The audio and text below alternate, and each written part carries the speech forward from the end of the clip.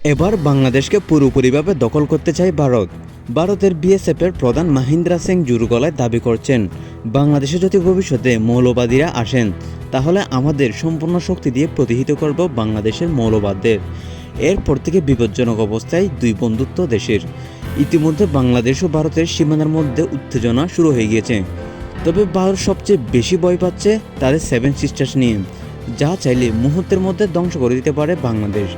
চীন আর বাংলাদেশ যদি একসাথে হয় তাহলে ভারতের অস্তিত্বও থাকবে কিনা এই নিয়ে প্রশ্ন রয়েছে। এই মুহূর্তে হুঙ্কারের সাথে বাংলাদেশের বিজিবিও আছে, কারণ গত 5 আগস্ট সরকার পতনের পর থেকে যখন অন্তর্বর্তী সরকারের ক্ষমতায় আসে তখনই ঘোষণা দেওয়া হয়েছে বাংলাদেশ ভারতের সীমানার মধ্যে যদি একটা পিটু দেখা যায় তাহলে ডাইরেক্ট গুলি করার সিদ্ধান্ত বিজিবি। এবার কি তাহলে পারবে বাংলাদেশ দখল করতে?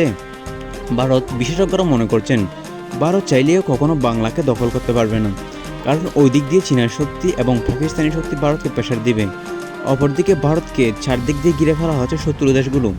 একদিকে আসে চীন, পাকিস্তান, অপরদিকে আছে বাংলাদেশ ও মিয়ানমারের স্বাধীনতা কর্মীরা।